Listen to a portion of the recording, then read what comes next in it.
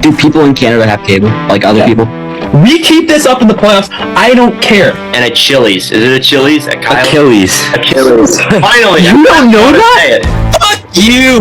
Get this guy the fuck out of here! Alright, well, coming in at number 5, I got Anthony Stolars. Now! Jets are winning the cup! Thank you for watching and listening. What is going on, guys, and welcome to another episode of the NordCast. It is Thursday, October 24th, 2024. I am your host, Nordic, here with Carter. Carter, how we doing? Doing great. We're also doing bad. A little mix of both today, but hey, we'll keep it rolling. Why are we doing bad? What's happening, Carter? Well, on the one hand, we got one of my teams doing good, and on the other hand, we got another one of my teams doing bad. So, a lot of mixed emotions right now. Yeah, it really is a mix of emotions. This is episode number 76. No Jack yet again, guys. He is not around for this one. Still grinding it out in college as per usual. I will say it is my fault. We were supposed to record on Tuesday, but I was unable to. So yeah, you were gonna get your taste of Jack, probably on an episode that dropped on Wednesday. But unfortunately, as you all can probably tell, that did not happen.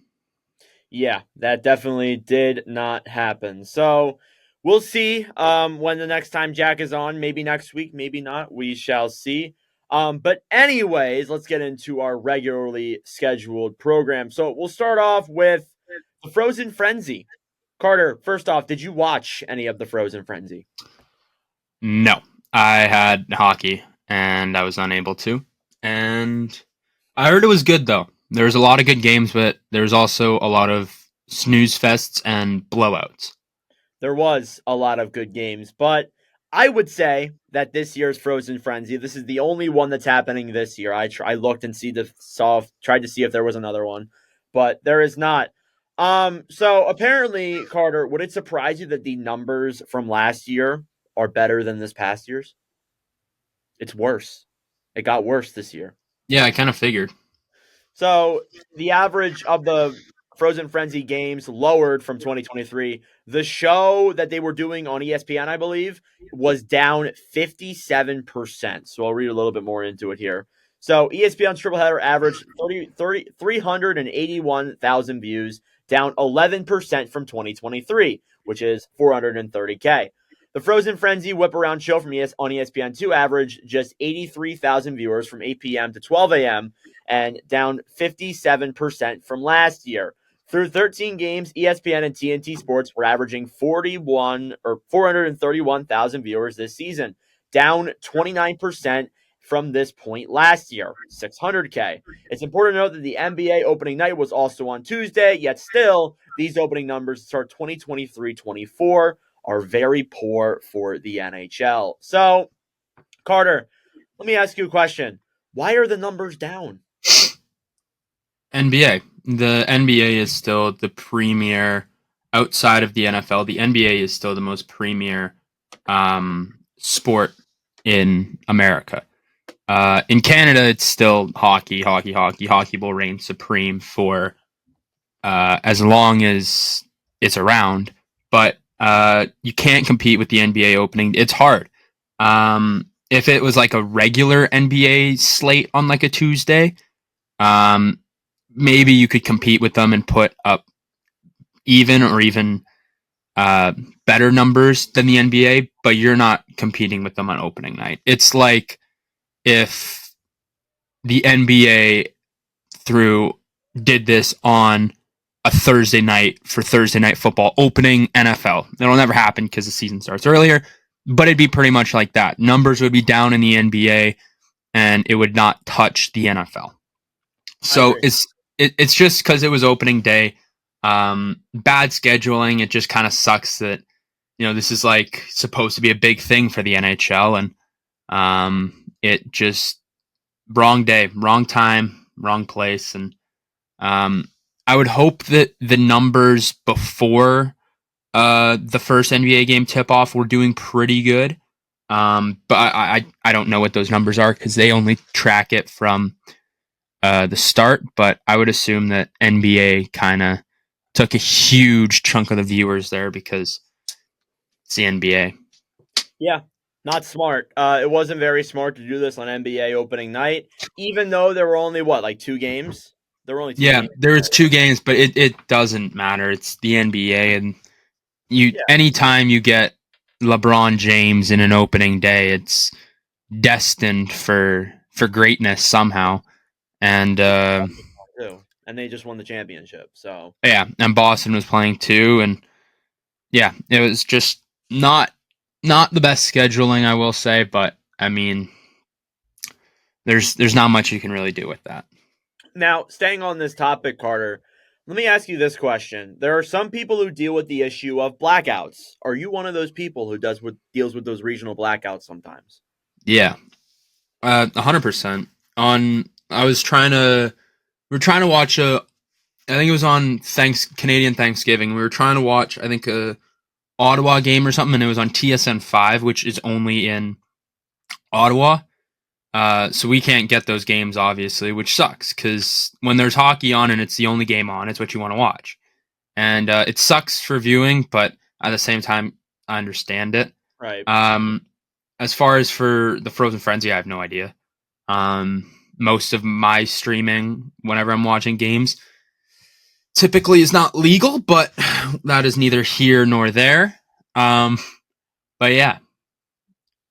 Yeah, again, it's something that a lot of people do deal with. Like, you'll see people that will be in like Arizona, for example, and they want to watch Utah or Vegas, and they can't because it's a regional blackout, which doesn't make sense at all. And you would think with all these streaming services and all these things you can do, there will be a way to get around that, but there isn't. Like, still somehow you can't watch a game of a team that's not even in your state because it's regional and it's a blackout. Like, I don't understand that at all. Excuse me. And in these days, like, let me read off just some of the different channels that are used from all the teams in the league. Victory Plus, you got Bally Sports, which is turning into FanDuel Sports, believe it or not. You got a lot of networks in Canada, NBC Sports, Philadelphia, even though NBC is pretty much done with all that. There's still a few. I know San Jose does it. I know Philly does it. There's a few. Chicago does it, I believe. There's a few different places that have NBC Sports still. Then there's TNT. Then there's ESPN. Then there's, apparently Amazon is getting games now. Carter, did you know Netflix is getting NHL games in 2025?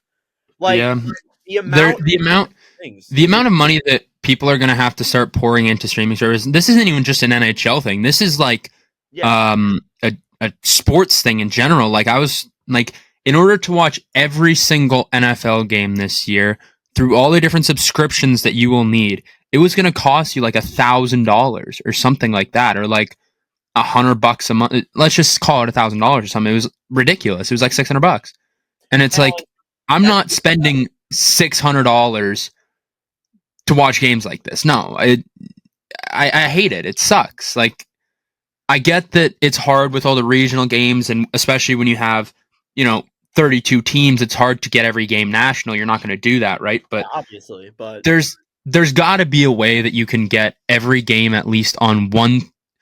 Here's my thing. If NHL charged a little bit more for their, let's say NHL starts carrying all these games, right? And let's say the NHL has its own broadcast of just, it's strictly NHL. Like, it's not like, you're not going to get Jets home announcers. You're not going to get whatever team they're playing announcers, right? You're going to get NHL announcers who are NHL affiliated, NHL.com, and it's that. And they charge an extra, and you can get any game anywhere. Now, I don't know how that would work, obviously, because, Sportsnet's going to have their own contracts with the Leafs and all these other Canadian teams, right? So there's all those contracts you got to work out. But I think it would be something great for the game. I think you're going to get fans viewing, their favorite players every night. Like, there are some times where I'm like, I want to watch hockey, but none of my teams are playing. And it's like, McDavid's playing or Matthews is playing, right? And I want to watch them, but I can't because of regional stuff, right? So I think it'd help, one, get hockey fans continuing to stay invested because they're able to check out so many different games and not rely on YouTube highlights the next morning, right? Because there's people who just want to watch every game, right? And it sucks that you can't always get it until playoff time comes around. That's when you get every game. But I mean, I think it'd be great for the game. It'd be hard to figure out. But yeah, What that's really kind of sucks my too- take. Yeah, I'm with you. What really sucks too is like there are a lot of people who have to resort to those illegal sites. And Yeah. we all know those illegal sites. Carter, I'm going to be honest with you. I got a Colorado versus Utah game on right now. Guess what I'm watching it on? Stream East. Yes, exactly. So, like, you have to resort to these things because you're charging so much and making us go subscribe to all these different things to watch games. Like, we live in the year 2024 and we have to go buy all these different streaming services, and we have to deal with the fact that there's possibly blackouts too, even after we buy these things. Like, I don't understand how we're in a world with such modern technology, and I sound like such a boomer right now, but in a world with such modern technology and we're still dealing with these issues, I'll never understand it. But yeah, I know we kind of went on a little bit of a tangent there besides like talking about the Frozen Frenzy, but going back to that, yeah, again, they just got to do better at marketing it and they got to choose better nights to do it, to be honest. And I know, like, honestly, either way, it's going to be hard for it to grow because it's hockey. And, you know, what, you have football on Thursdays, sometimes. Do they do foot? No, that's college football on Saturdays. You have football. It doesn't matter. College football is still going to reign supreme. It's going to range higher than the NFL. Yeah, you have football almost every single day, and I understand that's difficult. And then you have to factor in the NBA, and then at this point, the MLB playoffs too. But you got to find a better day to do it that isn't on such like an insane day. Like, I don't know who in the marketing team decided to look at the NHL schedule and then not look at the NBA schedule and be like, oh yeah, let's do one of the biggest events of the year. I guess one of the biggest events of the year at the beginning of the season on NBA opening night. Like, I don't understand that at all. So here's one thing that I kind of want to run by you. I was thinking about this recently because obviously, you know, they had it this early in the season, and I'm not gonna lie, I didn't know Frozen Frenzy was happening this early until probably about like a week or so before it started, and or maybe even a couple days. And I was like confused by it. I was like, why are they having it so early in the year? What they should do is have it around March, a month before playoff time, where games are going to actually really start to matter. We're going to see players on new teams. Trade deadline's already passed, right? So the games are going to matter, and you bank them off by like divisional matchups. Like, you're going to have Central versus Central. You're going to have Metro versus Metro, stuff like that, right? Where the implications are going to matter. Now, granted, you can't do like, oh, we're going to put the top two teams together. No, because you can't organize that, right? So I think that they should make it for March. You can put it on Saturdays because once college football is done, Saturday is wide open for hockey. NBA doesn't usually play on Saturdays. Sundays are going to be open. Fridays, Thursdays are going to be open. You're going to have so much open slot. You're just competing with the NBA, right? You might have spring training catching up by then, but no one really watches spring training anyways. So I think you put it near March, about a month before playoff time. So the games are going to matter. People are going to be more invested because you have all season to follow these teams and follow these players. And who knows, maybe there's implications on the line, or maybe you're going to be like, oh, like, what if by next year this game is Ovi needs 2 more to break Gretzky's record? Like, that's something you can market right there, right? Yeah. So it's something the NHL should take a look at, and I think putting it later in the season would make for some higher stakes and some higher implications. But I'm not on the NHL marketing team, even though I feel like I'd kill it. Why didn't you major for that? Come on. I mean, I probably could, but I don't know how to. I'm not one of their schedulers. I feel like, honestly, scheduling seems like so like they probably have it automated by now, but at the same time, it's like before that would be so hard because you're like scheduling and you're like, okay, we're gonna put them this. Oh, nope, doesn't work. Let's do this team. Nope, doesn't work. And it's like, I feel like that in itself is just a struggle. Well, first off, you got to balance it with the NBA. Like, that's the that's the hard part too. Is you got to look at all these other sports and you're like, fuck. Well, It's like, oh, we're gonna put the top 2 teams on us. Oh no, it's Super Bowl Sunday. We can't. Not only that, but with the NBA, a lot of the NBA teams play in the same arena as the NHL teams, and then there's other events correlated with that too, so you got to work all that out. Like it's. I'll be honest. I side with the schedulers on this because it is a challenge to do. I'm not saying it's like easy to do, but if you get the blueprint down, you get that part down, like you could probably figure it out. We give them a lot of flack, but like their job. It's a hard job. It's a hard job. And like not only that, like you got to manage it with everyone. You have to also make the schedules like fair too, accordingly. Yeah. Like, you got to make it so like, oh, you know, this team doesn't have 10 back-to-backs in November and December. Well, or it's gonna be like the Islanders where they didn't have an arena. Oh, we're gonna throw this team on a 10+ game road trip. I mean, they did do that to themselves, but at the same time, it's like you got to prepare for that, and it's like, oh, we got to throw them on a 10-game road trip. Like, what do we do now?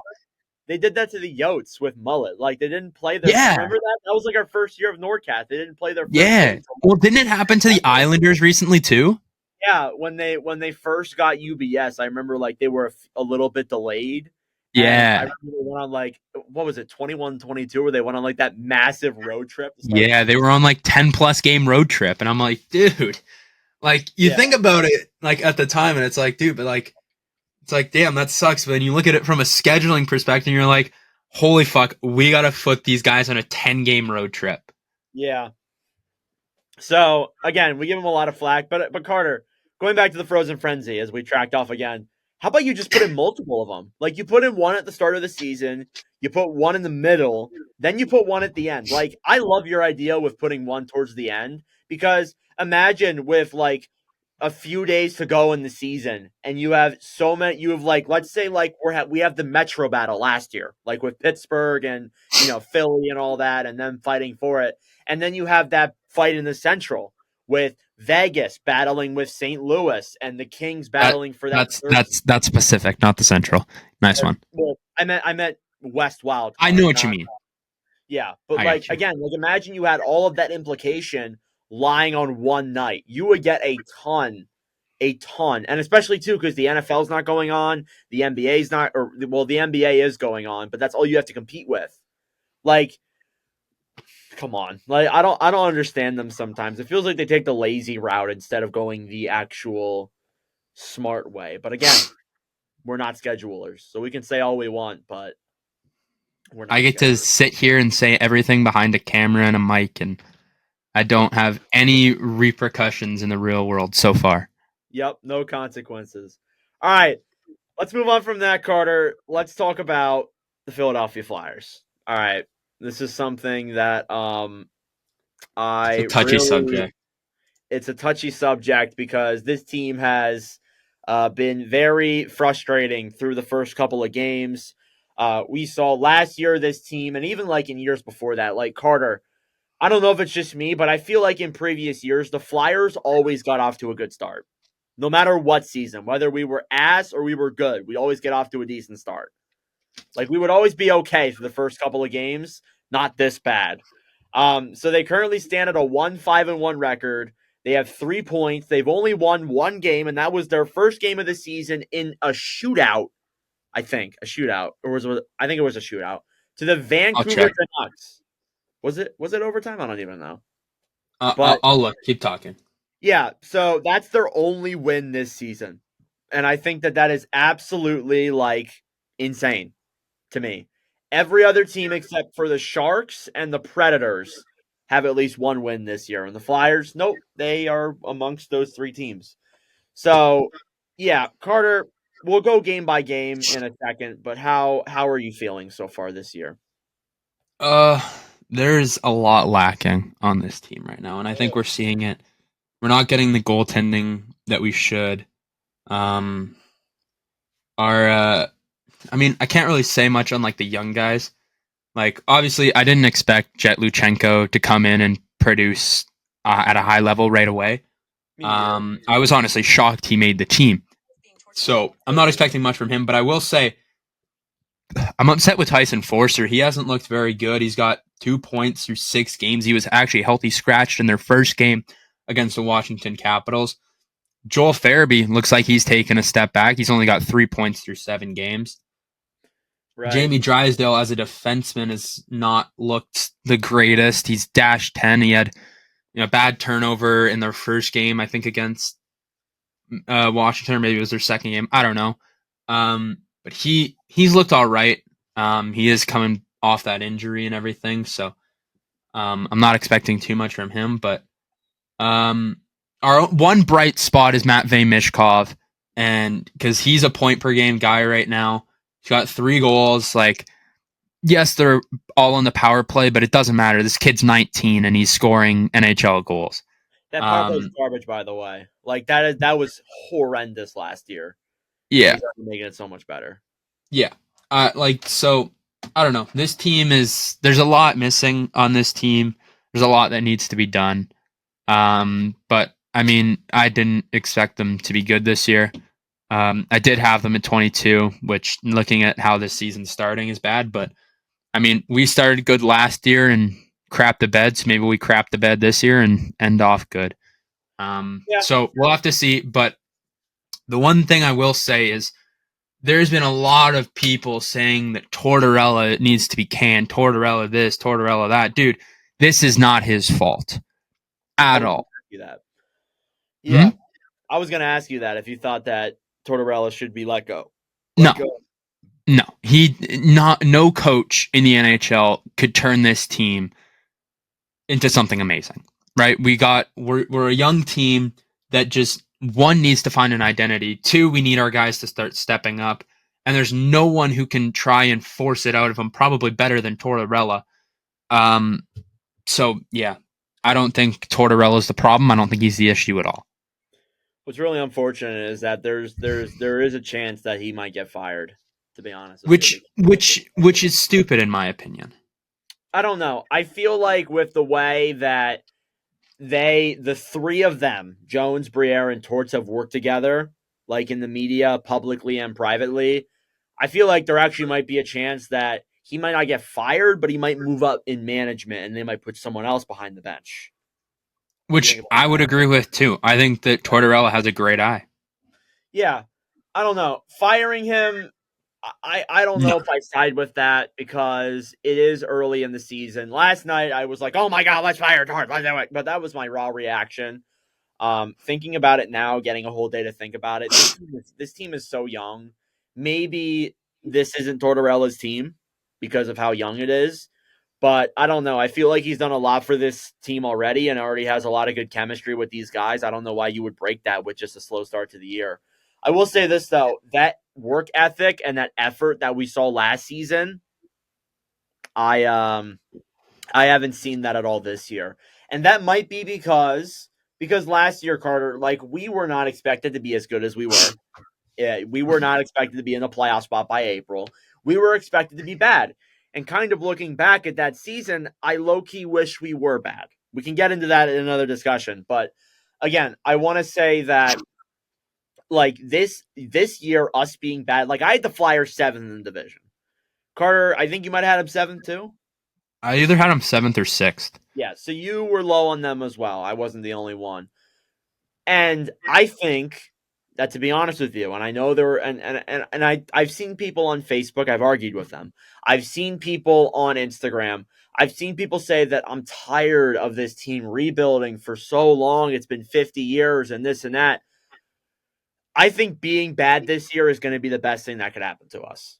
I'm just being honest. Me and Carter had this very unserious, maybe serious conversation at the beginning of this, before this episode started, that the Flyers were going to get James Higgins, Gavin McKenna, and Porter Matone, and we were going to have this super team. Now, it may not go that way, but if we do end up being bad this year, like, we have 3 first-round picks. We could quite literally set our... Potentially this year, we have 3 first-round picks. Potentially. Now, if Colorado or Edmonton at the end of the season finish outside of the playoffs and in the bottom 10, then we may have to, like, 2 picks next year. But if we get Colorado 3 next year, I think we'll get better. Yeah. And with those 3 picks, you know what we do? Trade them all for the first pick and get Gavin McKenna. I would love to see that. After we get James Higgins this year, Gavin McKenna this year, James Hagen's down the middle, McKenna on the left, Michkov on the right. Oh, you cannot tell me that is not an exciting trio. We're gonna have Oliver Bonk and Igor Zamula. That's gonna be our like future. Oh my gosh. Zamula And then was horrendous last and then night. Bjornsson in net. Oh my goodness, this team is. I might pre-book my tickets for the 2028 Stanley Cup. But anyways, what I was saying is that being bad is the best thing that could happen to us. Like, we could really set up our future here. Hypothetically, if we have 3 first-round picks this year, and maybe those picks are later on, and they might be in like the 20s or the late teens, maybe even the early teens if, Colorado or Edmonton can't pick it up. But again, we could really set ourselves up here for the future because think of it. We have Michkov as our cornerstone. If we can stay at this consistent level and not be that good, and I know there's people that don't want us to be good, and I know that, and I know that this is me speaking from a Nordic tanking situation. I'll get to my Nordic actually being good scenario in a second. But like hypothetically, like if we get a top 10 pick, we're gonna get a really good center because next year is like a really deep draft of centers. James Hagen being the number 1 guy. We could get someone like Michael Misa too, or a really good defenseman at that as well. Like, and then those 2 picks later on could set us up with some other good prospects, and we could really set ourselves up for the future here. Mm-hmm. Like, we already have Michkov. We already have Bonk. Luchenko's already kind of proven us wrong. We already have a young core of Brank, Forster, this and that. If we can get another young player, Carter has his hand up, but if we can get another young player, this team's set. All right, what do you want to say, Carter?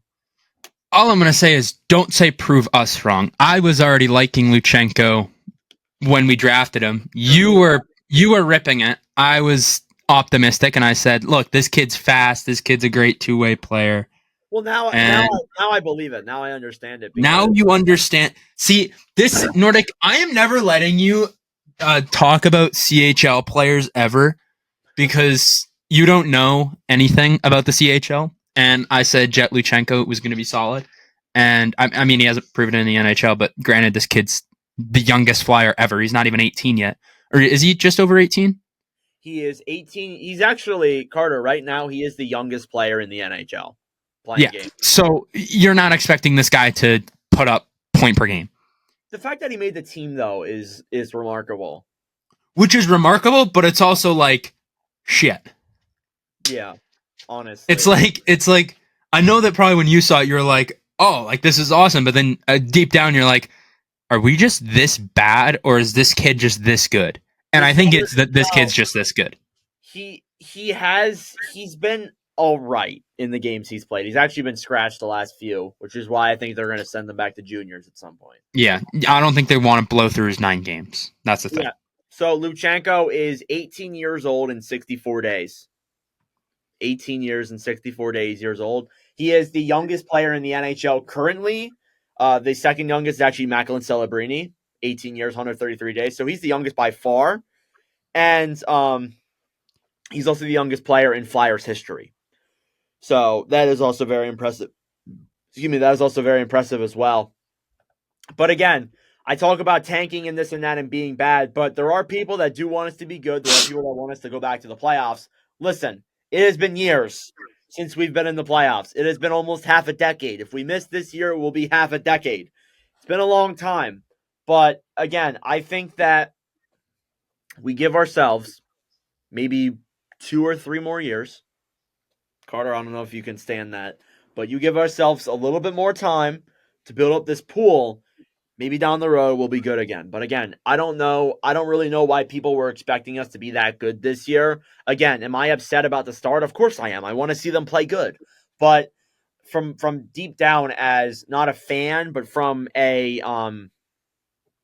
as a Nordic standpoint, that's the best way I can say it. That honestly, it's the best way that this is how it's going to be. It is.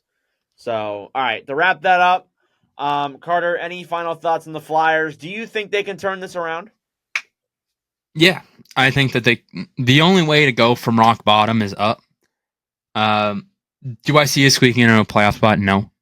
Would I like to believe it? Yes. Yes, that's me as well, to be honest with you. But I don't think it's going to happen. Yeah, I doubt it. I mean, we're not the Edmonton Oilers. We're not going to come back from behind. But as long as Mitchkov keeps this up, like we haven't really talked about Mitchkov that much, but as long as he keeps this up, I'm happy. I'm happy to see the kid play well. And I mean like with a team that has been so horrendous, um, the last couple of seasons on the power play and offensively and all this. Seeing Mitchkov come in and be as creative as he is, even if he's like a liability defensively, and even if his skating is like subpar, I'm still happy. I'm still very happy. So hopefully we can actually build this team around Mitchkov, and Briere and Jonesy can do the right things, or else I don't know. We may waste this guy's career. But anyways, all right, let's move on. Carter, are we going to talk about your Winnipeg Jets next? If you'd like to. Okay, let's go to Carter's Winnipeg Jets. So we talked about the Winnipeg Jets in the last episode that we made. But the Jets so far this year are 6-0. Still the only team undefeated to this date. A little bit of an asterisk, they play Seattle tonight. So if they lose tonight to Seattle, this entire thing becomes irrelevant again. Carter's got his fingers crossed. Maybe we shouldn't talk about this. But anyway. I don't want to because Seattle's a team that beat Calgary and ruined their undefeated season. I'm saying undefeated season as if it's like, oh, they're gonna go 82-0. No, it's not happening. And Yeah. you know what would happen? If by somehow they do go 82-0, I will not pick them in the playoffs. They will lose in the first round. I will pick them to lose in the first round. I don't give a I am not doing this again. In 5. They'll play Colorado again. Here's the thing. We could finish first in the I'm saying this now. If we somehow make the playoffs, I am not picking them to win the cup. I am not picking them to advance past the first round because I do not want to be clowned for a third year in a row. I don't care. We need to like write this in pen and paper right now. We need to clip this. I will sign a contract that says I will not pick the Winnipeg Jets. Okay. I want you to do that right now. But anyways, going back to your Jets, Carter, can you read off some of the player stats right now? Who's killing this team right now? Killing it for this team, not killing the team. No one is killing the team right now. The team is rolling. Mark Scheifele, he's got 5 goals, 3 assists for 8 points in 6 games. He has looked very nice, I will say. Nikolai Ehlers in trade talks all year, who I honestly probably said that we were going to trade him. That's neither here nor there anymore. This guy has looked unreal. He's only got 2 goals, but he's got 6 apples for 8 points through 6 games played. The Jets have 6 players at a point per game, which is very nice to see right now. We're getting scoring from every single line. Cole Perfetti, the new contract, is looking like an absolute steal right now, but at the same time, it also sucks because I wanted to sign this guy to a long-term deal. Now he's over a point per game guy, and you're looking at it like, oh my, the Jets are going to have to cough up a lot more money than if they would have just gave him the 8-year deal, which is what I said they should do. But that's besides the point. Josh Morrissey, who should be the head of Morrissey Mountain. Shout out Embion, Mike Bartner. He's got a goal. On it, you sneaky Pete. I did. You liked it. He liked it. I'm one of the 2 liked comments. So I'm pretty happy about that. Neil Pionk is also at a point or at 7 points as well. With both him and Morrissey are at a goal and 6 assists. Morrissey's at a +6. Neil Pionk at a +5. Kyle Connor is a goal shy of a goal a game right now. He's got 5 goals, 1 assist for 6 points through 6 games. And I would like to give a shout out to the third line. Nino Niederreiter, Mason Appleton. I don't really know this team. Nemesnikov, I think, is playing on our 4th line, but he's got 5 points through 6 games. He's looking unreal right now, and I love it. Adam Lowry has got 2 goals, 2 assists through 4 games played as well. This team is rolling. There is so many good pieces on this team right now. So many players are playing at such a high level. The only 2 guys that do not have a point right now are David Gustafsson, who has played 1 game, and Hayden Fleury, who has played 4, and he is our defenseman. Everyone else on this team, I think besides goalies, have a point. Which is very nice. Doing? How are the goalies doing? Well, Connor Hellebuck has played 5 games so far. I like it, but at the same time, I don't want to burn him out. So I think they got to start giving him some rest because playing 5 through 6 is not ideal. Preferably, I would like him to play about 60 games and give Comrie about 20-ish.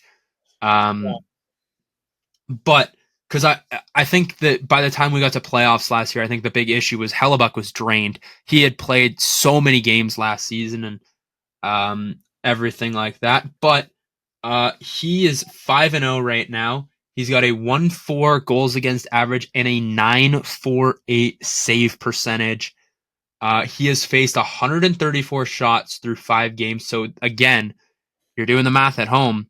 That is sub a shot per night. That is almost 27 shots a night. So sub 30 is what you want out of your goaltender. Now, going to Eric Comrie, I think that the Jets just said, well, you've been on our team so much and you've gone back and forth. We're going to test you. So in his one game, he faced 42 shots, but saved 39 of them. So he has a 9.29 save percentage and a 3.01 goals against average. He looked really good in that game. I think if the Jets tune down the amount of shots, he might let in just one. But a lot of the shots were from high danger areas, and he made them look pretty easy. So I'm liking Eric Comrie right now. I'm glad he's back in the Winnipeg Jets blue and that navy. So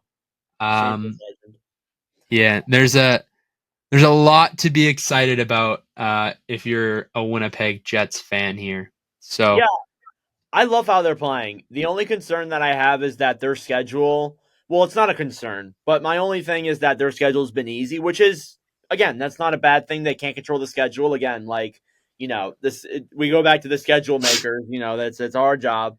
But I think the fact that they're beating all these teams is impressive, and I think that they haven't played a lot of very really good competition just yet. That is coming though on their schedule. But I think that overall, you see the fact that they're beating these bad teams like they're supposed to. I think that's a good thing. I think it is. Now, in their game against Pittsburgh on Sunday, Eric Comrie started. Pittsburgh, obviously, I think actually started. I think Joel Blomqvist or Nedeljkovic, not 100% sure. But we'll get into that in a little bit. But Pittsburgh played Winnipeg on Sunday in Pittsburgh's little Western Canada road trip they're going on right now. And Carter, they beat Pittsburgh, or they lost to Winnipeg 6-3. And what were they chanting?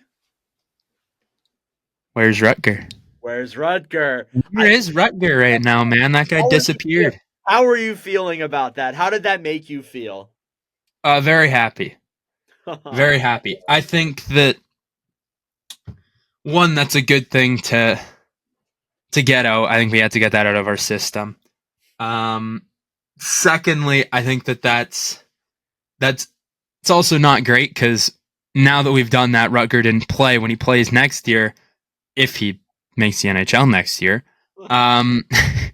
he's gonna have that animosity right there. He's gonna have that anger built up because they chirped me the first time. Let's go out and show them something.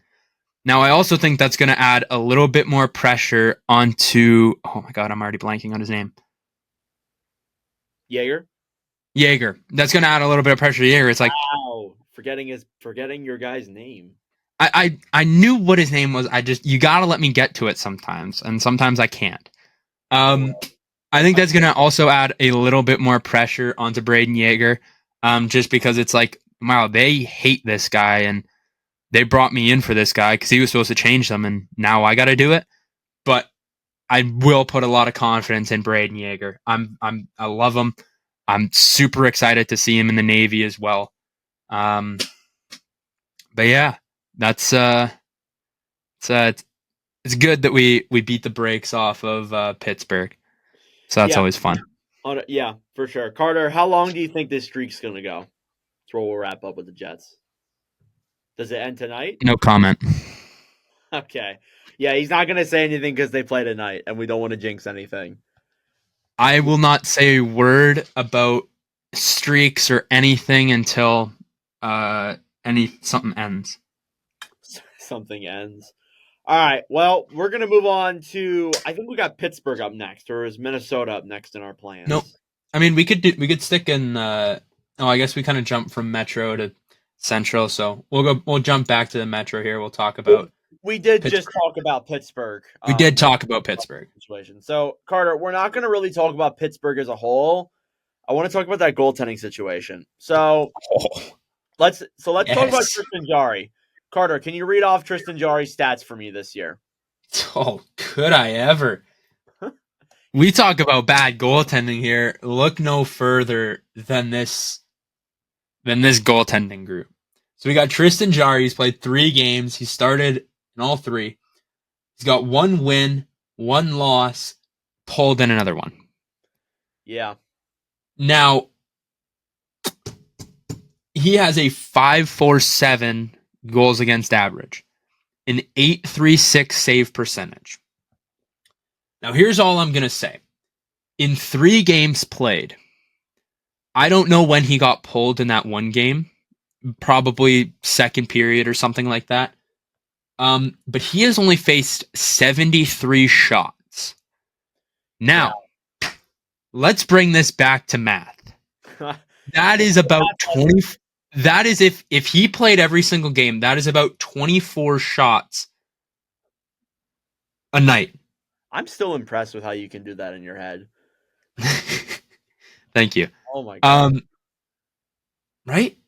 Is that math correct? Yeah, that math is correct, right? Yeah, you're right. Sorry. Yeah, I'm right. That is about 24 shots a night. That is bad. And not to mention, the fact that he did get pulled in one is not good.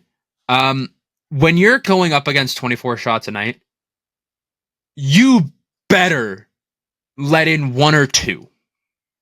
Yeah. You cannot have 12 goals on 73 shots. That's not good. 4 goals a game, you're saving less than doubling what should be scored on you. Doubling. Fault the defense in this scenario? Even then, I don't think you can. Yeah, I know. Like as much as you probably want to, I don't know if you can. If you're facing 24 shots a night, you got to NHL goaltenders, backup, starter does not matter. AHL, it does not matter. If you're facing 24 shots a night, you should it doesn't have to be consistent, but on average, you should be making those saves. Now, obviously, I'm not a goaltender. I'm just chatting out of my ass here. But still. Jack thought you were a goalie? Yeah, just because I was big and fat. That's an early on memory of the NordCast. Yeah. Anywho, back to me ripping Tristan Jarry here.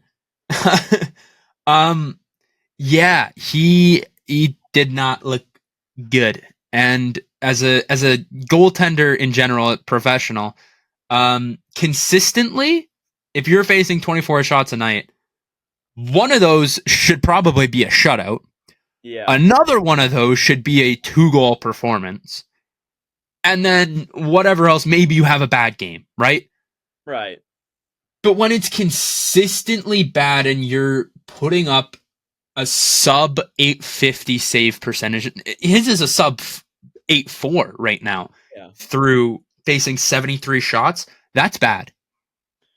Yeah. Just say this, every other goalie, around, you'll have a bad game. Every now and then you'll have one bad game. But as you said, he's been consistently bad through the games he's played so far. And as a result, he's not even the backup. Carter, he's not even the backup. He's been scratched the last 2 games. And he was supposed to be their starter. Let's not forget. They got rid of Matt Murray for him, who literally won a cup.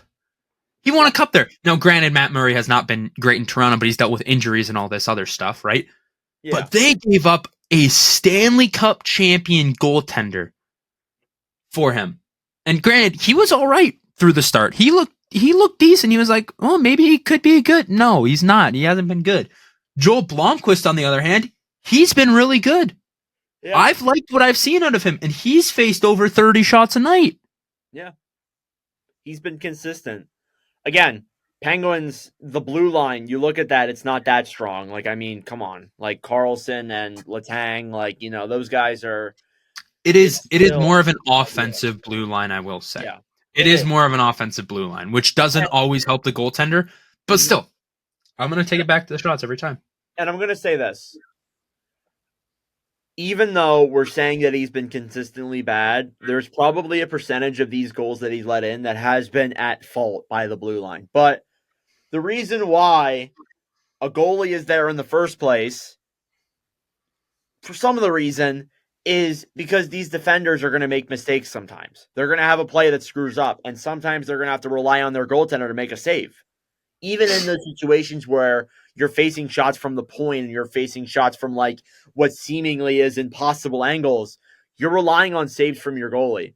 And if you can't get that, then like you're shit out of luck. Like we've seen many times before, like, recently not as good of examples because obviously in 2022 they had Kemper when they won the Stanley Cup, Colorado, and then Vegas had Adin Hill. Now again, we're going from Pittsburgh, a team that many people have said is way past their prime, to Stanley Cup contenders. But again, like a lot of the time, you need a good goalie to make the playoffs. Just make the playoffs. Like, again, there is that rare instance where you have Colorado with Georgiev. And again, we've said things. I think we talked last episode about Georgiev not being that great.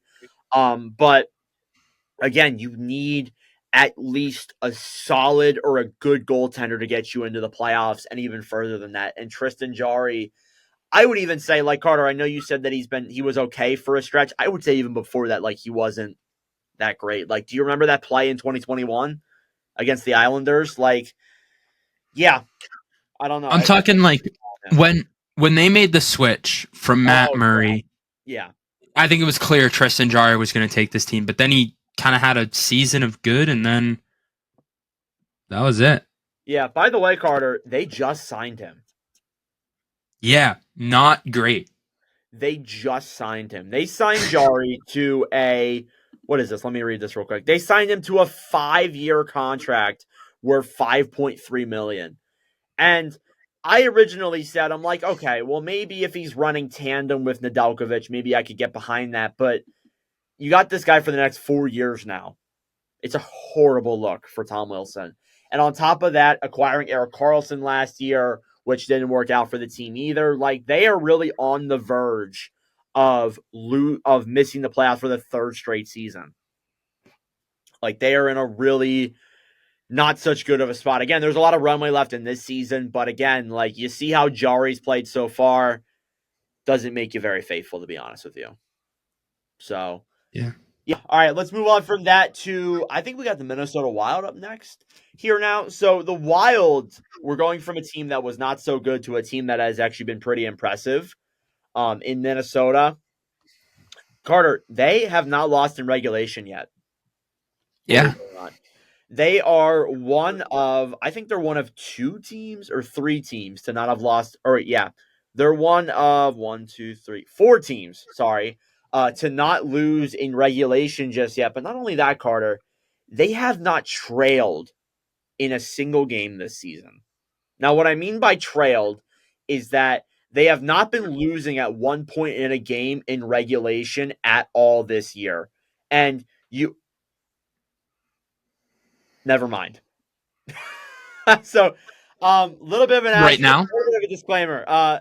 They played today and they were losing 2-1. So, I just want to say that real quick. I apologize, but they came back and won the game and won 4-2. So it was only for about 7 minutes.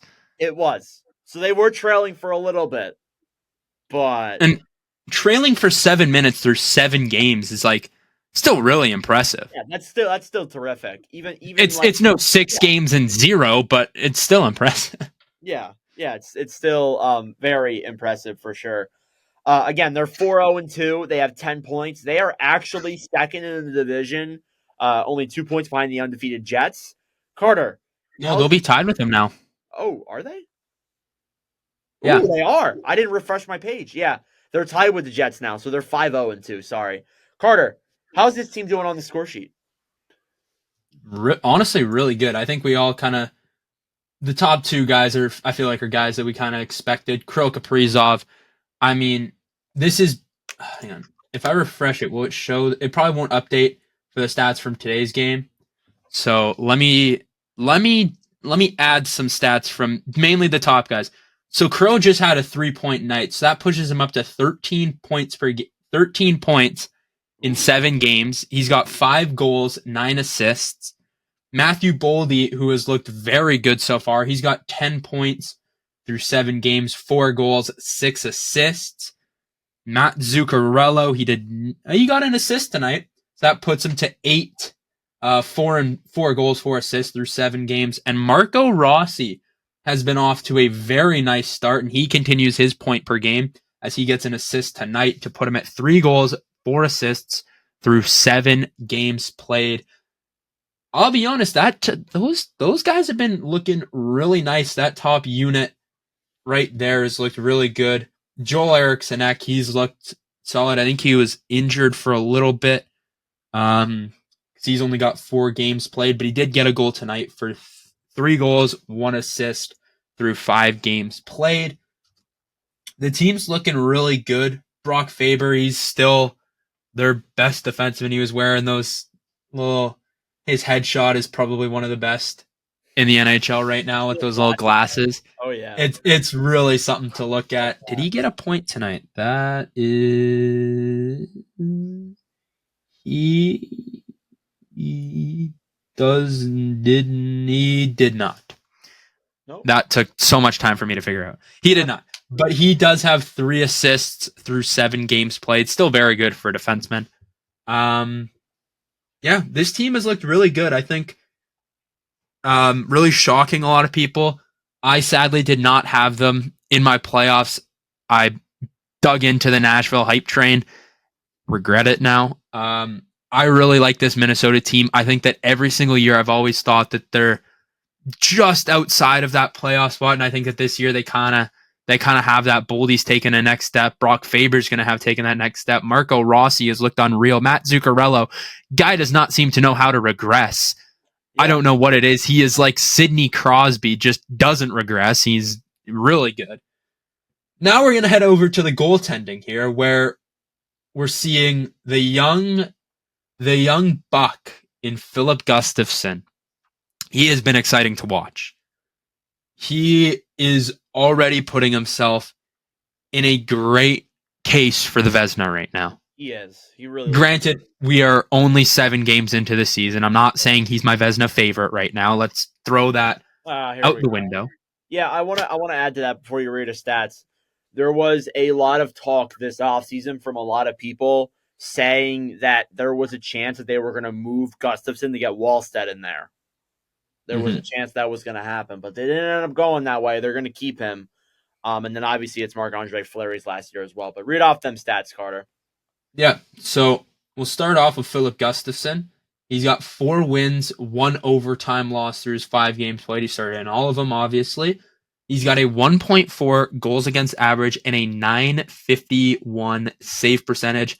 He's faced 145 shots.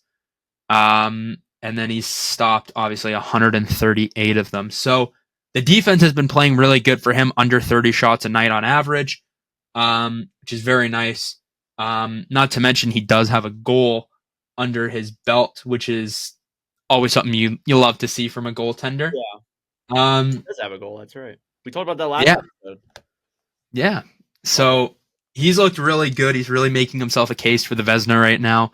I can't say I'm mad at it. I love Philip Gustafsson. As I said, I have him in every single fantasy team. Very, very fortunate to have him.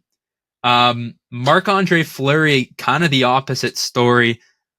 He did just play tonight, so these stats aren't updated. I could try and do the math on it. You know what? We're going to attempt the math on this. Oh, here we go.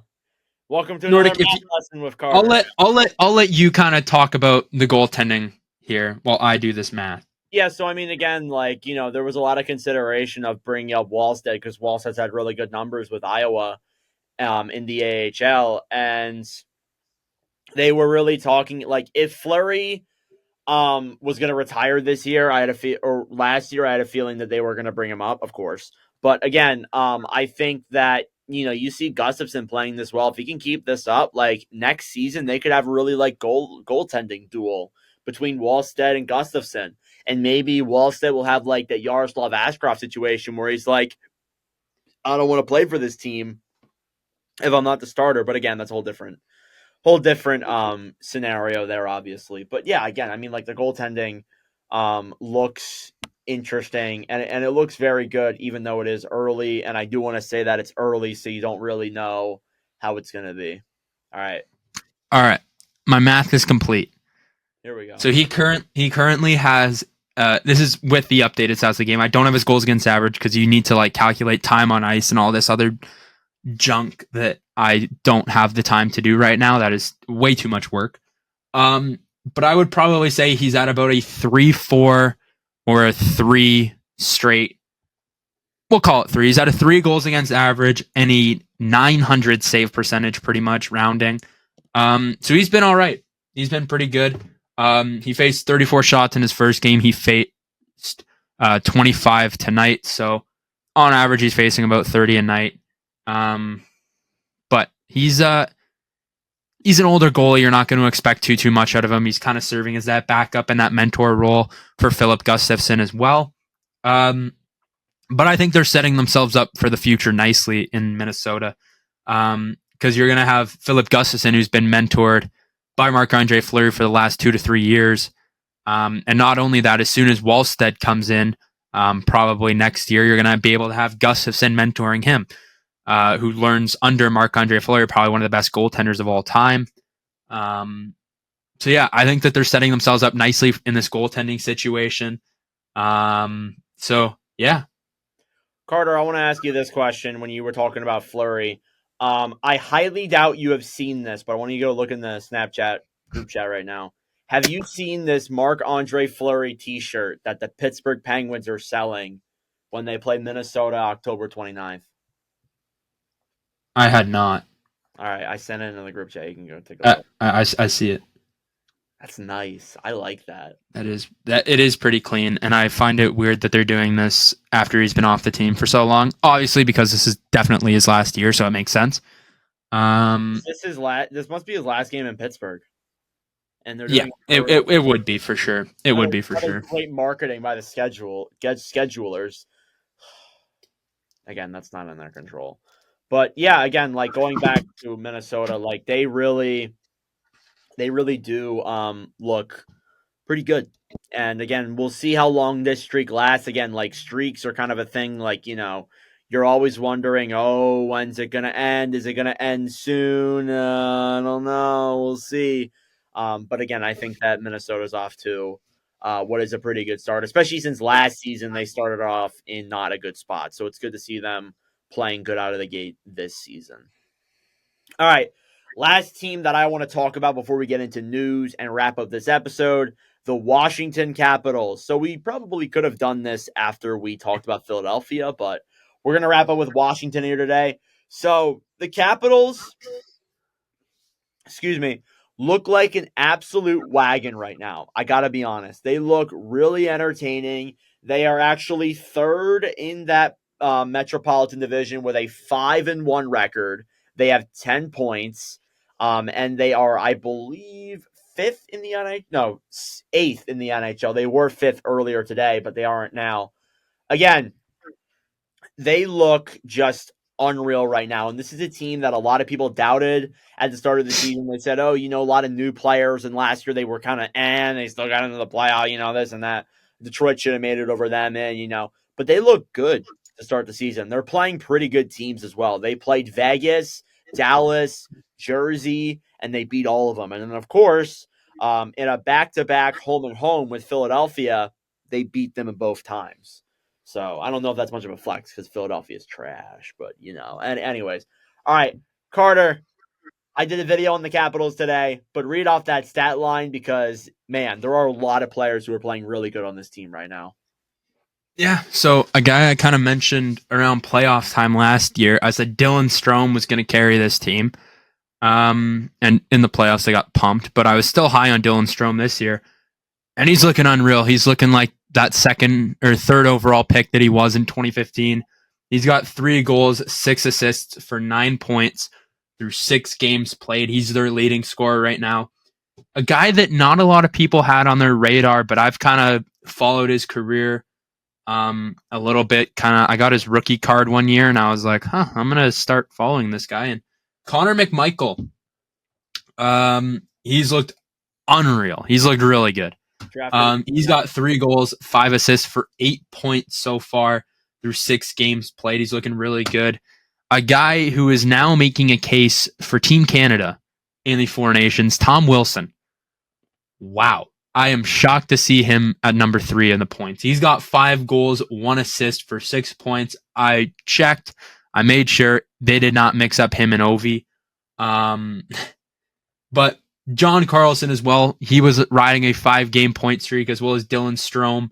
I think before their final game against Philly at home, both those streaks got broken. But John Carlson, he's got 2 goals, 4 assists through 6 games played, and then obviously Alex Ovechkin, 2 goals, 3 assists through 6 games played.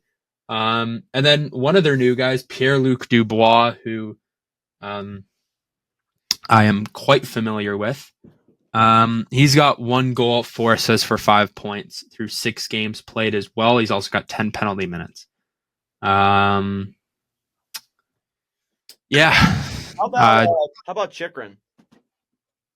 He's got 2 goals, 2 assists through 6 games played, and he's a +5.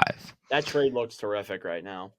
It does. That trade does look awesome for them there. As well, Mangiapane, who was also recently brought in. I forgot he was recently brought in as well. He's got 2 goals, 1 assist for 3 points. He's a +3 as well, and he's got a shorthanded goal. Obviously, one of the ones against Philadelphia recently. I think that was him. Yeah, I think he had one, because I know Protus had one, and then Mangiapane also. Yeah, that was annoying. But anyway, yeah. All right, Carter, they're doing a little bit of a goalie rotation down there in Washington. They got Logan Thompson and Charlie Lindgren playing the 2 sides. How are those guys doing? I know Thompson's numbers are a little bit worse, but he still looked good. Oh, yeah. Well, Logan Thompson, 3 games played. He is undefeated right now. He's got a .328 goals against average and an .886 save percentage. But he has faced 86 shots a night, which again is less than 30, but it's not nearly as bad as Tristan Jarry. He has faced almost about 29 ish shots a night. Yeah, time. He'll make a step. Which, hey, we kind of knew that Logan Thompson wasn't going to be, this superstar goaltender for the Washington Capitals, but he's doing a lot with what he can. As I said, you kind of want to make sure your goalies are hopefully saving about 1 in every 10. And he's pretty close to doing that right now. He's allowed 10 goals through those games. Charlie Lindgren, though, through the same amount of games played, he's put up a .236 goals against average and a .905 save percentage. This guy's only seeing 25 shots a night on average, obviously. That's all he's seeing. He's allowed 7 goals to get past him, but he is 2-1. So he is not unbeaten like Logan Thompson. But both goalies have looked very good. I think that Logan Thompson deal is looking pretty good. And I think we kind of saw flashes of Charlie Lindgren last year, and he obviously got the start in playoff time, and that was his first taste of playoff hockey. And of course, it had to be against the President's Cup, or the President's Trophy champions. But he's looked good so far.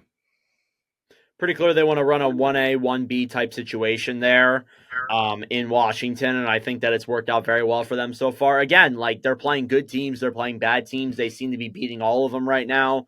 I feel like they're getting production from all 4 lines, even the penalty kill. Like, they look really good right now, and especially for a team that a lot of people were like, yeah, I don't think this team's going to be that good this year. I think ourselves included. We may have had them like coming close to the playoffs, maybe not being like a bottom feeding team, but we still had them towards the bottom of that Metro. and maybe competing, but not making the playoffs. But I don't know. They're really proving us wrong here so far. Again, it's early in the season. It's still a little bit early to tell for some of these teams. I think maybe even like by next week, we might have a better picture on where teams stand. But seemingly, it seems like this year there's a lot more teams that weren't in the race last year or didn't have that hot of a start last year who are having a really good start to the season this year. So you like to see it personally. All right, enough of the Capitals, enough of those teams. Carter, any other teams you thought that were worth talking about? Any shots? I will talk about a team right now, a team that has started off really slow but starting to figure it out. Colorado. They're starting to figure it out. Obviously, I feel like we kind of expected this. We didn't expect them to start off 0-4. But they have won their last 3. They have been absolutely rolling right now. They're beating Utah. Yeah, they're up 2-0 on Utah right now. Are we going to talk about trending players after news? Yes, we will. Okay, good. So I won't bring up any players right now, but after their overtime win over the Anaheim Ducks, they beat oh my gosh, they did not beat themselves. Don't worry, they beat the Sharks 4-1. They won a nail biter. Okay, well, not really a nail biter, but they won a game against the Seattle Kraken. It should have been 3-1. It was 3-2 because they scored with 5 seconds left. And now they're up 2-0 on the Utah Hockey Club. But they have really looked very good as of late. They're really starting to figure everything out. I think they're starting to click. That's why you don't worry like that early into the season. Like again, yeah. Last year, like even with Edmonton, like Edmonton's 2-4 right now, but I think they're gonna bounce back still. Like even with them, like people jumped to conclusions and said they're missing the playoffs. They're gonna miss. They're terrible. They're trash. But like again, like it's not for me. It's not until you get to December and you get to like the middle of December and you're still not good. Then I'm like, yeah, I don't know. But I think with Colorado, we kind of doubted them a little bit early. Like with this win tonight, they will already move. They'll be in the top 15 when they get this win tonight. So honestly, that's why you don't doubt so early in the season with a team like the Avalanche too, with so much talent and so much firepower. That was my biggest thing. All right, any other teams you want to talk about?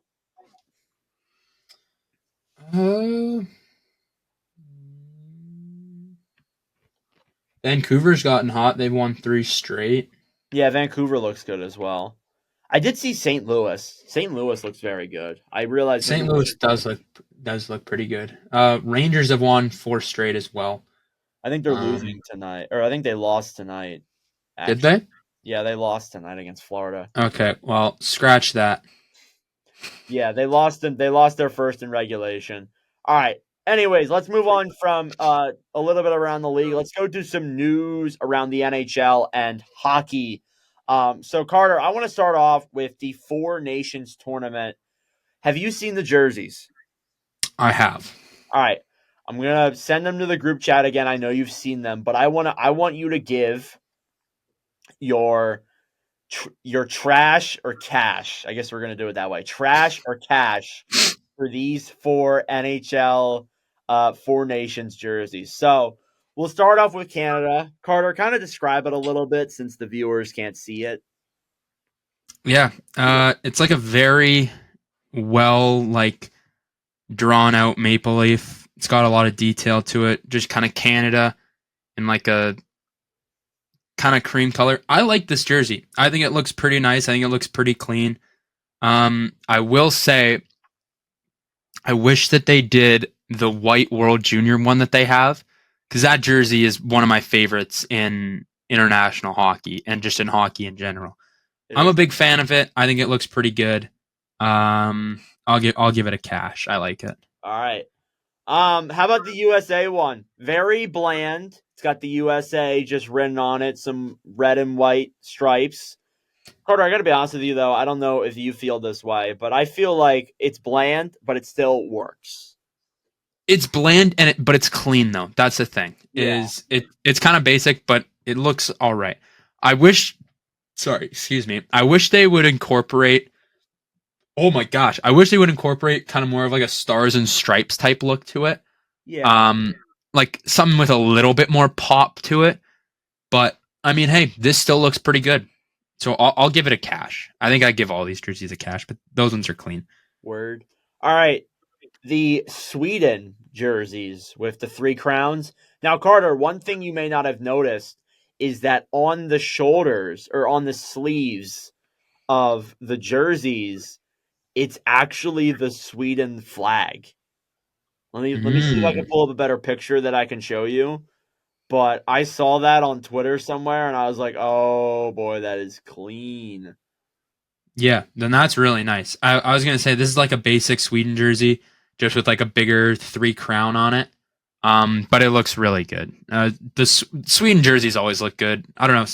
Yellow I don't find works on a lot of jerseys. But on Team Sweden it definitely does. It always looks nice. Yeah, I agree. All right, and finally, Finland got the Again, clean. I will say the one thing that I find really weird with the jersey, it's still a cash for me. But how it just goes from white and then instant navy. It's That's weird, but it still looks good for some reason. I don't know why. It just does. I don't know. They kind of cook with it. I can't lie. Yeah, They I'll give did. all these a cash. Yeah, they all look good. Obviously, I mean, there's a lot that we could say we'd want to do with it, but at the end of the day, I'm not gonna lose my mind over it. They all look good. They all look clean. Yeah, 100%. By the way, the tickets are available on October 29th. Carter, are you going? I will not be attending. Sadly, it's in Montreal or Boston. It's a little too far for me. They have it in Minnesota. I'll be there. Huh? If it was in Winnipeg, would you try to go? Oh, 100%. But the chances of it coming to Winnipeg are 0.0. Yeah, that's actually true. Didn't they say that they're going to bring a draft to Winnipeg, or was it an All-Star game? Remember when That shit ain't happening. Yeah, I don't. One of the challenges is going to be rollerblading downtown. Whoever comes back with the least amount of needles wins.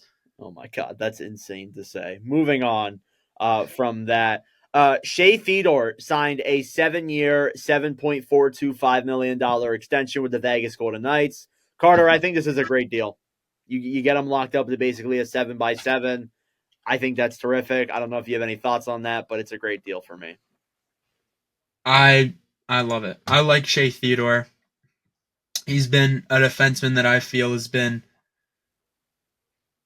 kind of undervalued by most hockey fans. I will say he hasn't been the healthiest player of all time.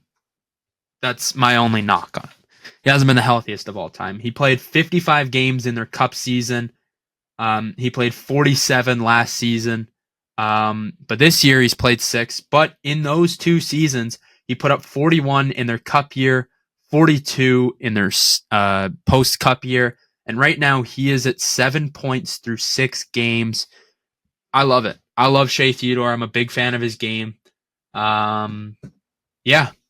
He really brings a ton of value to that Golden Knights defense. He does. 100%. He adds a lot of value to that blue line for sure. I think he's probably one of their best defensemen. Yeah. They have a pretty loaded decor too. Like Petrangelo's still there. Yeah. They got Hannafin locked up for the next 8 years. And then Theodore too. All right, so I want to read off the highest. This is the Vegas Golden Knights' Big Five. The Big Five players, the highest paid guys. So 3 forwards, 2 defensemen. You got Jack Eichel getting paid $10 million until 2026. You have Mark Stone being paid $9.5 until 2028. Then you have a big dip, and then you have Tomas Hertl getting paid $6.75 until 2030. And then you go to the blue line, you have Petrangelo making $8.8 million until 2027, and then Shea Theodore $7.425 until 2031. So, all right, it might be 2032. I might have that wrong. But anyways, I think that Vegas has done a good job locking up their core.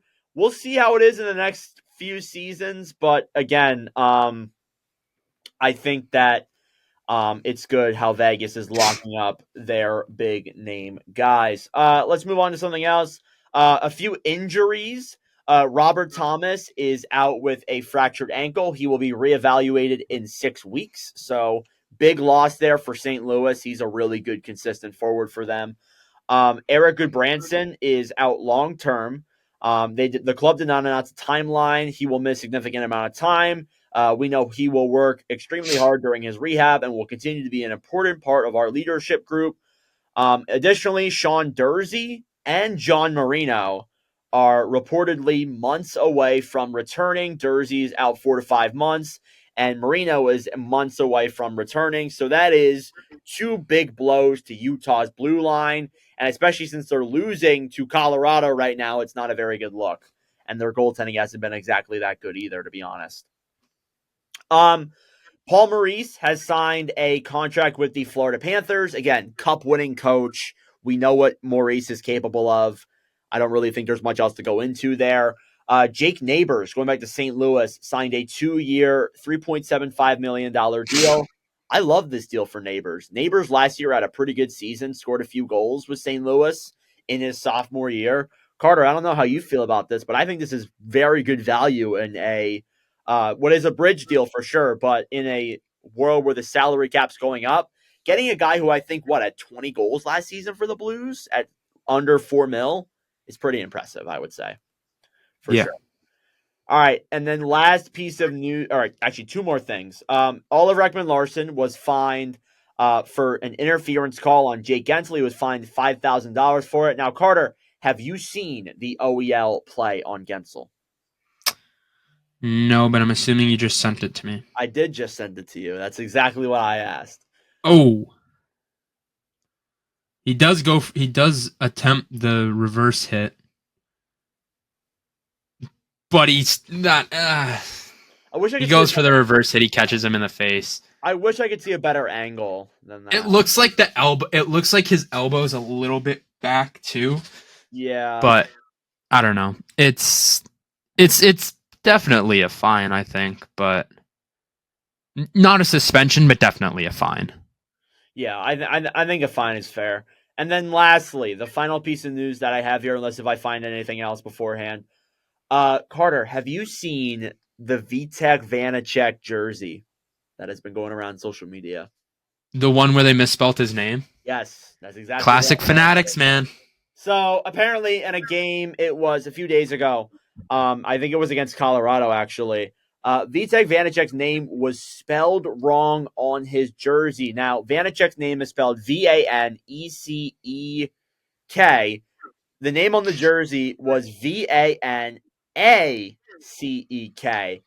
just don't know how you make a mistake like that. Like, how does this jersey get past like the reviewers or whatever, whoever looks at the jerseys before they go to the players and was like, yeah, this is great. So never seen that before. I don't know if you've seen an instance like that before, at least in the pros. You have. What's another? It has. I can't remember who it was, but there was a player who had his name misspelled too. I can't remember what it was. I'm going to see if I can figure out who it was. I know Vanacek.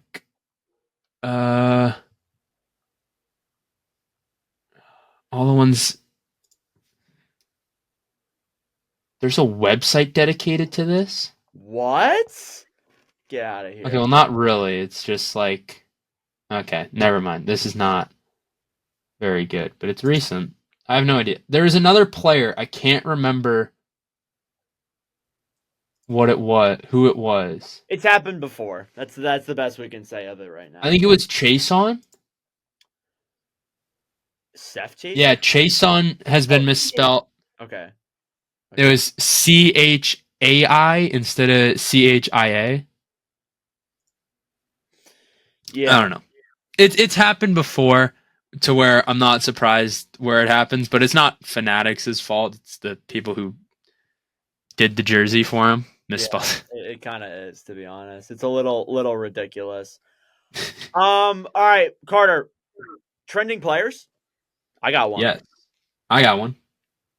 I want to give a shout out to Sergei Bobrovsky. He is the fastest goalie to reach 400 career wins in NHL history.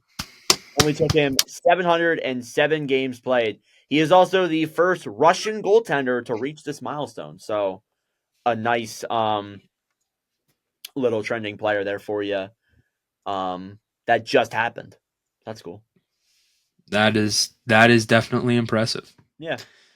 My trending player is Cale Makar. My God, has this guy been on a different level this season? Cale Makar? Oh my gosh, he's leading the league in points right now. He is pissed he did not win the Norris last year, and he has been absolutely dominating so far. He's got 3 goals on the season now. This is without what's happened tonight, so it's subject to change. But he's got 14 points right now. He's looked unreal. He's oh my goodness. I can't even say enough about this guy. He just looks unreal. He's the best defenseman in the world. He's the best defenseman. He might end up going down as the best defenseman of all time. I don't know about that. It's a hard thing to say this early, but man, you can't. He's already a Hall of Famer. Like, he's already a lock. Oh, he's a lock for the Hall of Fame. I think even if he regresses a little bit, he's still elite. Like, how old is he? He's like 24, 25, right? Yeah.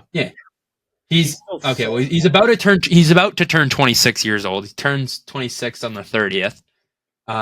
Yeah. But still, he's got 350 points through 322 games as a defenseman. Let's not forget that. Like, I get it. He's playing on Colorado, the best team in hockey for the last couple years. But if you want to tell me that every single season, other than his rookie year where he was 5 points less than a point per game, and he has put up a point per game in every single season, that this guy could not go down as one of the best defensemen of all time, I'd be laughing in your face. I think he has the potential to do it. Ooh. Will he? I don't know.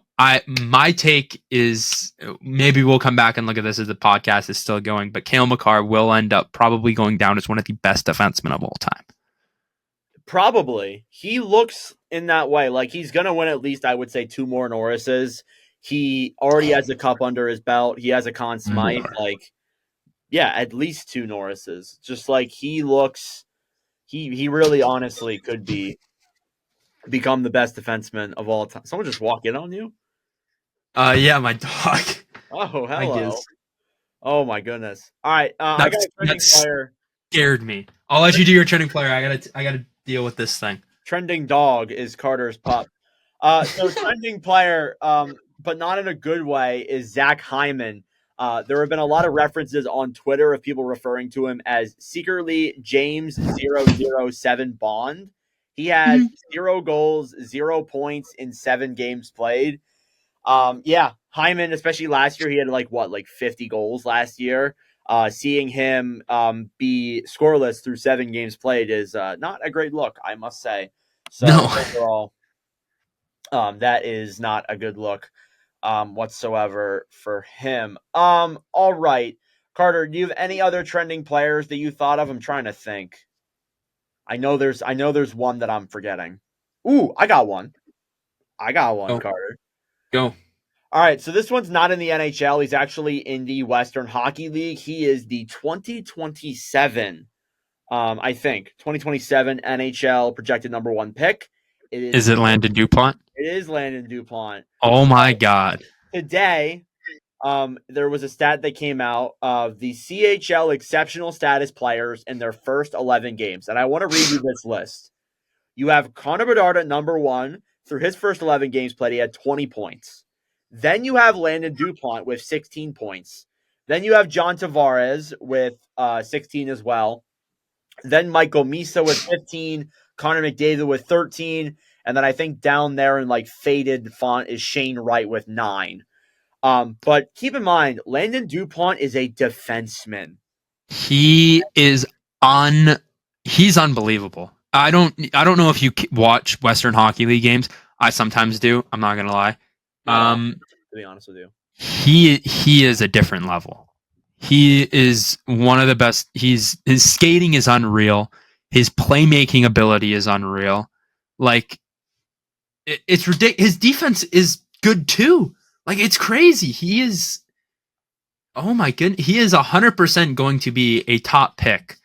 Number one, probably right now. But I don't know what American is 2027, because every year I feel like when Canada has like some crazy prospect, there's an American right there. Like, it's nuts. So I don't know who it is in 2027 who's going to come out of the woodworks out of US or out of Russia or Finland, or who's going to be there. But Landon Dupont is going to be on everyone's radar for the next 3 years. He's gonna be the number one pick. Oh, 100%. He's unreal. Yeah, so I thought that would be pretty cool to talk about, some WHL action. We really don't talk about that much about the WHL or the AHL or any other leagues like that because, we're an NHL podcast. Does kind of suck. We really should do some more of that, Carter. We should do like a Is that gonna be my new subject? As we should do like a WHL corner. That'd be pretty cool. Yeah. Or like a CHL corner, since you're big with the CHL. Oh boy. I don't know. I think that'd be a good idea. And then one more trending player that I have. I don't know if you have any more, but Matt Rempe has been sent down to the AHL. Just a little shout out to Matt Rempe as a trending player. That literally just happened. I don't know if that's good enough for a trending player, but I'm putting him in there. I don't care. All right. Oh my god. Do you have any other trending players? I got one more thing that we'll wrap up with. I got one more that I'm gonna give a shout out. I'm gonna give a shout out to one of my favorite draft picks. Ooh, that's right. I forgot about him. Kevin. I saw that today. Oh baby. He 4th round pick of the Jets this year, named captain.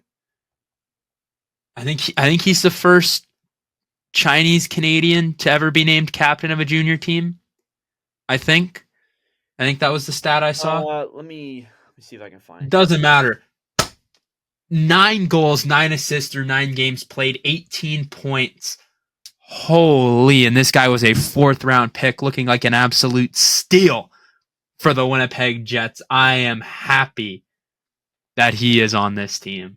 Oh baby. It really is a terrific story. It is. Like, He's looked really good so far. I've paid attention to some of their games just because of freaking Kevin He.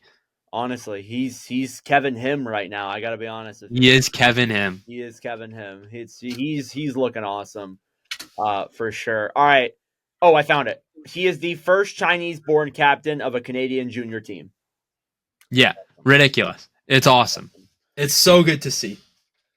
That is indeed awesome. All right, Carter, I got a game to end off this episode. So as I said, and it's a little bit of a history one, so you gotta bear with me here. So we talked about Sergei Bobrovsky. He is the goalie who took the fewest games to win 400 NHL wins. Carter, can you guess the 5 goalies below him? Below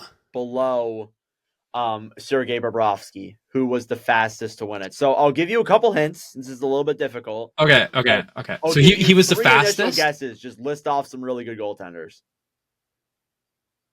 Oh god, he's... Hello? You froze. All right, you're back. Yeah. Okay, so he was the fastest. Yes, he was the... Did you not hear a word I said? Okay. No, I did. I was just making sure I heard you right. Okay, all right. Okay, so he was the fastest, and I got to do the 5 below him. All right. Yes. Let's go. 4 of these should be so easy. The other one might be a little... Okay, we're going to go... I'm gonna get the... Martin Brodeur. Is he there? Martin Brodeur is there. He took 235 games. Okay, we're going to take Martin Brodeur. We're going to take Patrick Waugh. Patrick Waugh's in there as well, 753. He's 5. I'm going to say Carey Price. He is not in there. Okay, wow. All right, this is where... I don't know if Price even has 400 career wins. Really? Okay. Let me look. Okay, I'm going to say Marc-Andre Fleury. Marc-Andre Fleury is on there. He is number 2, so you got 2 more. You got 3 of them. Or Are they active? No, they are not. Yeah, Price doesn't even have 400 wins. He has 361. Really? That's kind of surprising. Well, How many? 360? it's 361. You also got to consider that like he's been hurt the last 3 years. If he was healthy, I have. he would be on that Yeah, list, probably. for sure. Okay. So I've got damn. So you got 2 more. One shouldn't be that difficult. The other one, Yeah, but I don't know goalies. pretty hard. So none of them are active. Nope.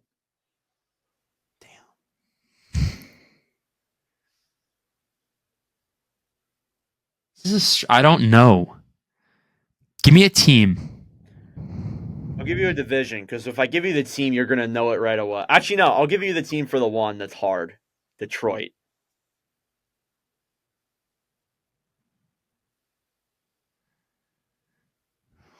God, I am bad with hockey history when it comes to goalies, You're bad with hockey history when it comes to good players. dude.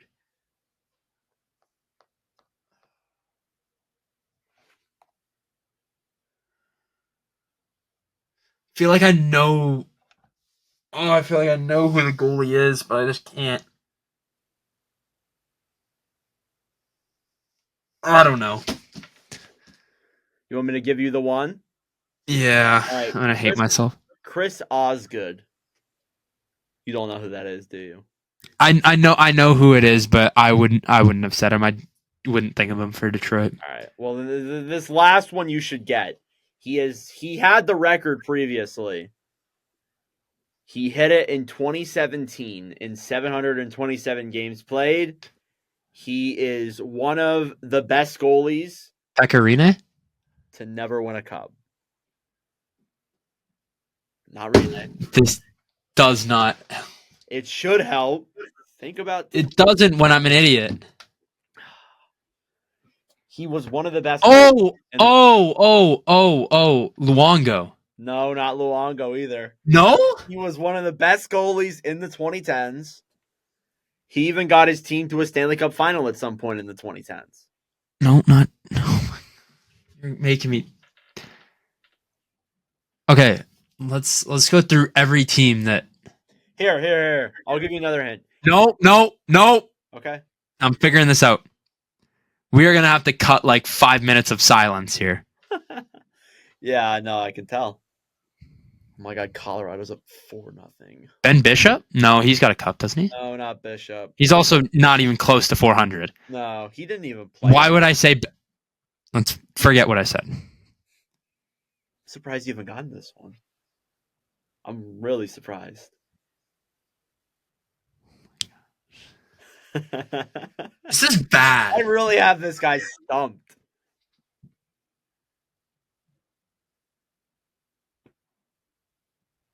Connor Hellebuck. It's not Connor Hellebuck. Okay. Okay, let me try for real.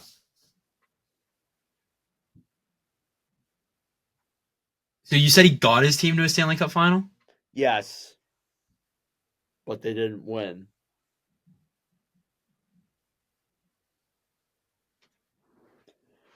Oh my God. You look Not Pecorino. You're gonna feel like such an idiot if I have to tell you.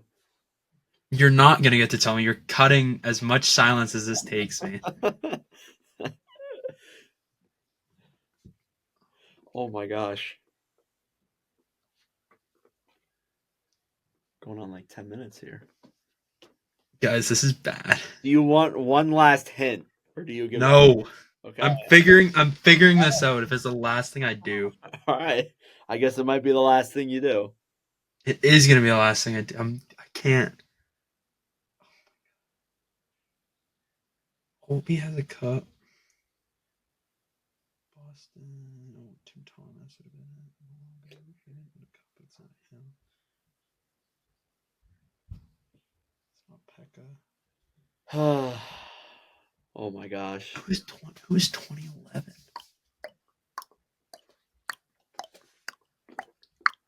Jonathan Quick has a cup, so it's not him. Not quick. Nope. I know.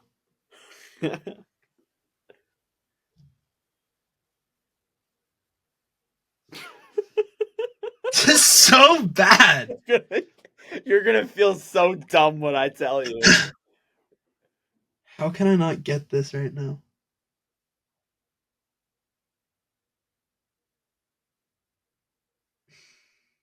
Oh my goodness. Oh my god. How This is so bad. This is really bad. It's 400 wins. It hasn't been done that much. And it's such a recent goalie too.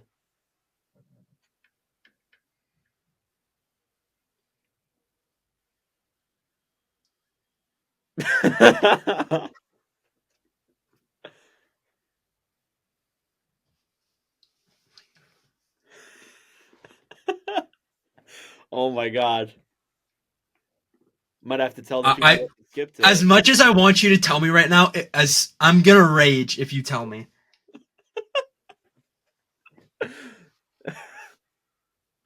I should really time him, to be honest.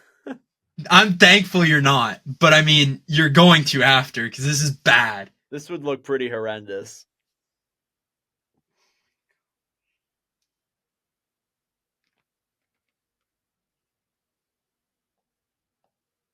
Dude.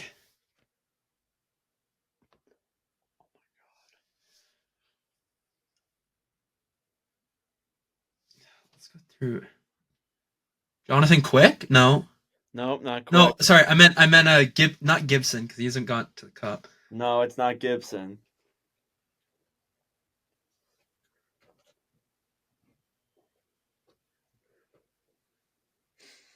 Oh my god. Oh my god, Carter. This is so bad. All right, I'm giving you 2 minutes because you Give me the conference. Give me the conference. Eastern Conference. Oh, that is even worse. Okay, You've got it more than enough time. I'm giving you 2 minutes. Oh my fuck! No! Did you get it? What is it? Who is it? Is it Henrik Lundqvist? Yes! Oh my god, Carter. That should not have taken you that long. Oh my god. I was really hoping that you were going to give up so I could tell you were going to like jump out that window even though you're in your basement. You were going to jump out that freaking window up there. Oh my god, that was like peak embarrassment. Oh Jesus. Oh my god. All right, well, that's where we're going to wrap. Carter, thank you. Great episode. Apart from the end, that was pretty brutal. Any final thoughts? I don't even. Now I can't even hear him. I can't even hear. Oh, now I can. I don't even know right now. This is bad. This is bad. This He is bad. So This is embarrassed. All right. What don't ends even episode number 76. Yeah, he's not feeling that great. All right. Thank you guys. It's so unbelievably bad. Oh Jesus. All right. Hopefully Jack will be with us next episode. But anyways, that's a wrap for us. Thanks for listening. We'll see you guys in the next one. Thank you guys so much for watching or listening to yet again another episode of the NordCast. If you enjoyed, please subscribe down below or follow us on Spotify and Apple Podcasts. If you want to follow us on TikTok, we are at NordCast. If you want to follow us on Instagram or Twitter, follow at NordCast_. That'll do it for this episode. I'm Nordic. Thanks for listening from all the crew, and we'll see you guys in the next episode.